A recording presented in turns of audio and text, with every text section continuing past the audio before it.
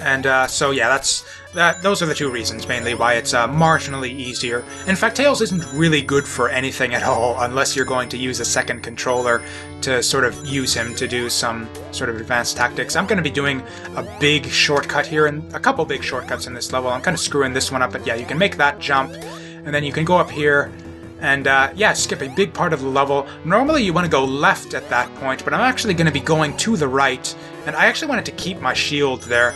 I want to have 50 rings in order to do something later in the level, and I don't know if I'm actually going to be able to do it now. But anyways, you can go here to the right, and unfortunately I need to tank a hit here and lose all my rings. I believe it's still possible to get 50 by the end of the level.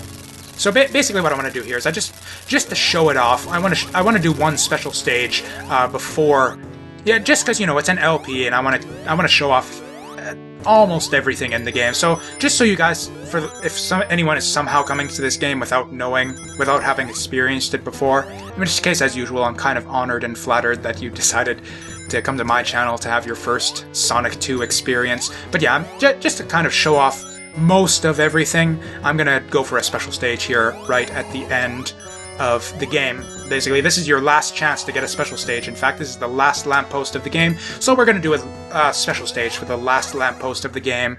And yeah, that's what we're gonna do. And look at this! Yeah, surprise! So those of you who are familiar with the game might recognize this as the final special stage. After this special stage, I will have all of the Chaos Emeralds. This is using a glitch. I don't know if it's a glitch or if it's like an intended feature or not, but basically, the game doesn't reset your emerald count unless you start a new game, but it only resets your emerald count if you start a new game from the title screen menu. And so, oh, I might actually have to like stop talking and focus here because this is actually kind of a difficult stage. But yeah, basically the game resets your emerald count when you start a new game, but only if you start a new game from the title screen. If you go into the options menu and select your character in there and press start and start a game that way, you will get to keep all of your emeralds from your previous playthrough. So that's one way you can actually cheese the game and get Super Sonic right in Zone 1, is you basically just keep getting the... You just keep getting the emerald at the first checkpoint, and then you reset the game, and then start the game over, and just keep on playing the special stage at the very first lamppost in the game, and then resetting the game. And yeah, as long as you make sure to start your new games in the options menu all the time, you can just collect all of the emeralds right at the start of the game. And that's what I did here to be able to show off. Oh god, that was close. Yeah, basically if you get hit once by bombs here, you're kind of finished. Rings are really hard to come by in this last section of the level. Oh, this, and for that reason, this last one is kind of intense. I really hope I can do it. But yeah, that was the last segment, so yeah. And the main reason I wanted to do that is just to be able to show off the good ending for the LP, is the main reason why I did that. And also just to kind of show off the glitch. So yeah, yes indeed, we will be getting the good ending here. That's your special stages. For those of you who haven't seen the special stages in Sonic 2 before, that's what they look like. And we have all of the Chaos Emeralds, because I cheated the game by, constantly resetting and maintaining my emerald count by starting a new game through the options menu. So that's kind of fun. We get to see the good ending after all. And so this right here is actually probably one of the toughest bosses in the game. The timing to beat this... Oh gosh. And one of the reasons for that is actually... So normally Sonic games aren't challenging whatsoever because... Like, it's okay, you get hit, you lose rings, but you can just pick them up right away anyways, so who even cares? And that's the reason why this boss is tough. If you get hit at the top of the screen there, your rings bounce... Oh, I'm gonna die. Yeah, this is a really tough boss, because if you get hit at the top of the screen, then the rings will go through the wall and bounce up top so that you can't retrieve them. So actually, I forgot to do it this time, but so for that reason, what I like to do is I actually like to not collect these 3 rings in the center here. But you can cheese this boss a little bit, but it's a bit tough. Okay. Yeah, you can hit it without... You can hit the boss here with... And yeah, you can... Of course, you can only hit him when the laser thing is open.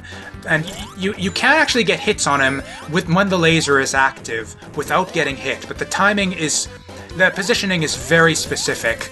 But anyway, it's not a terribly difficult boss, as long as you don't waste all your rings there on the first hit, like I did.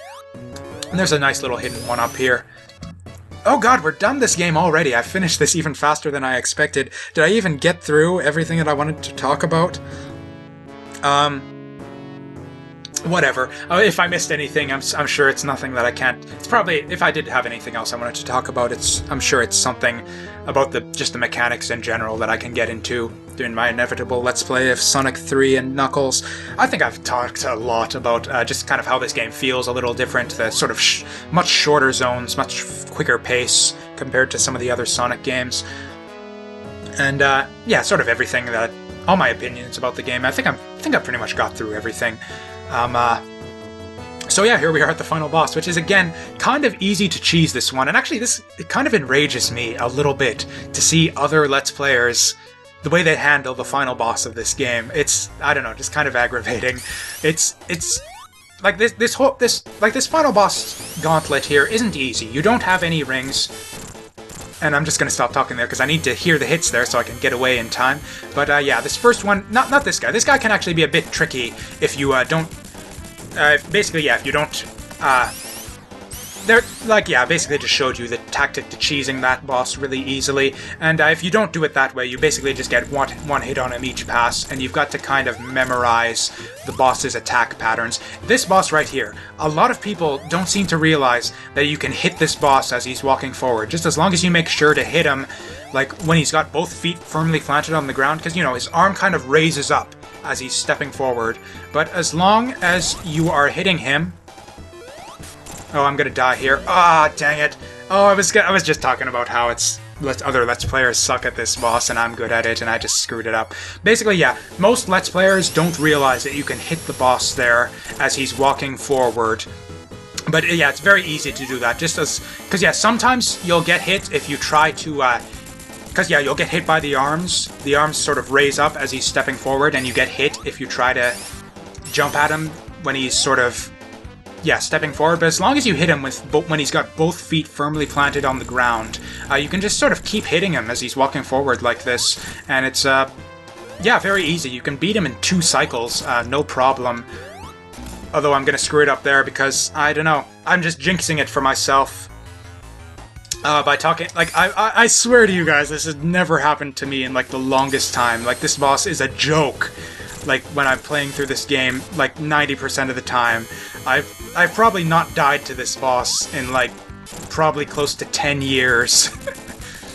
But, yeah, so we have a nice embarrassing finish to this, Let's Play. I should maybe go a bit safe, but, yeah, basically the way I see a lot of other Let's Players do this is they only hit him when he's sort of coming down from his, sort of stomping on you jet attack, and they'll just get, like, 1 hit on him, like, every like 30 seconds they'll get a hit on him, which is just ridiculous. You can get like 8 hits on this guy every time he does his walk forward attack pattern. And actually if you're... actually if you're sort of... Oh god, that's... Oh, frick! Okay, I'm gonna try to stop showing off. I'm sorry. Basically, if you... it's really tricky to... So... And of course, so the safe strategy to deal with this boss is... Not like the super safe strategy where you only hit him once every like 40 seconds, but like the reasonable safe strategy is to only hit him when he's walking forward, and to just stay away from him when he's shooting off his arms.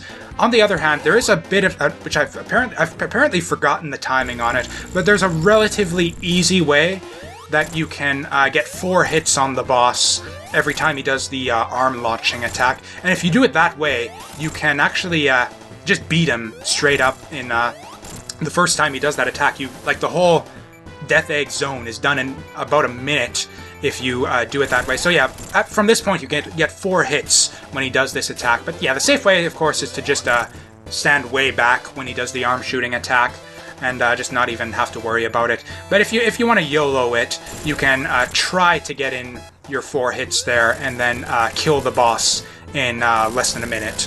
But yeah, as you can, alas, our final time on the final zone is going to be 1 minute and 8 seconds as opposed to my usual minute, because apparently I should have practiced that final boss a lot more than I did, I guess.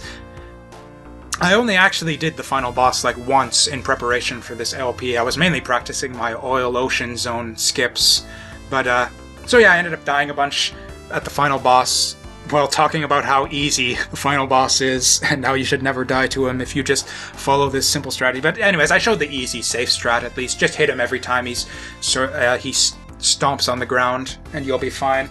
And yeah, here we are. The end of Sonic 2. And this game has a great ending too, and of course, yeah, you get to be Super Sonic in the final ending sequence because we got all the emeralds, so you get to see the good ending after all, even though I didn't really collect all of the Chaos Emeralds on this playthrough.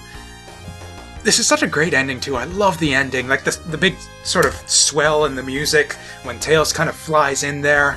It's just...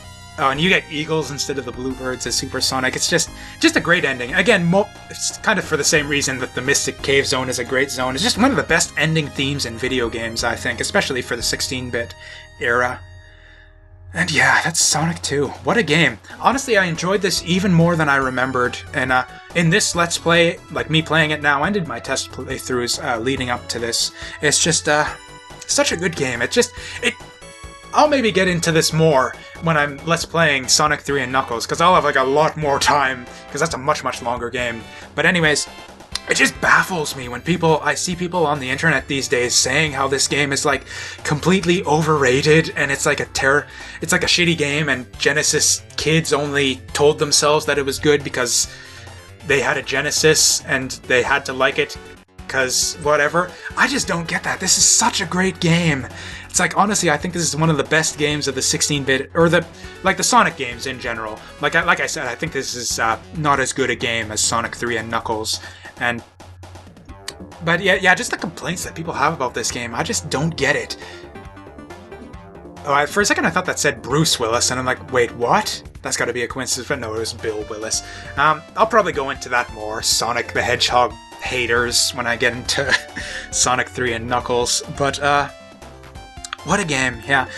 Actually, Sonic 2 probably has my favorite soundtrack in the entire Genesis series. All of the best Sonic tunes are in Sonic 2, in my opinion. Just Mystic Cave, Hilltop is actually... I can't even list my favorites. Every single track in this game is just absolutely fantastic. I just love the music. Love the wide open zones with multiple routes through them. I love the sense of speed, the way you can just zip through without a care in the world. It's especially rewarding, these games, once you get really good at them. I talked about that in my Sonic 1 LP as well. But yeah. I like, honestly, apart from the crappy design of those two zones, and I don't think I mentioned, I kind of don't like the Sky Chase zone. It's kind of fun the first time you do it, but in subsequent playthroughs, it's just kind of a big waste of time for the same reason. Almost all auto-scrolling stages are kind of a waste of time. That's just something I forgot to talk about. It's easy to forget to talk about things because this game is just so fast. Apparently, yeah, final time just under 50 minutes. Perfectly reasonable considering how much time I wasted on the final boss dying. If it hadn't been for that, this would be about 45 minutes, which is about standard. But yeah, that was it. Sonic the Hedgehog 2. Great game, nothing else to say about it. Apart from those few crappy zones, I have nothing but praise for this game. I love everything about it other than those few crappy zones, which detract a fair bit from the experience overall. But nevertheless, at long last, is that everything I have to say about Sonic 2? It's gotta be, because that's the end of the game. Thank you all for watching.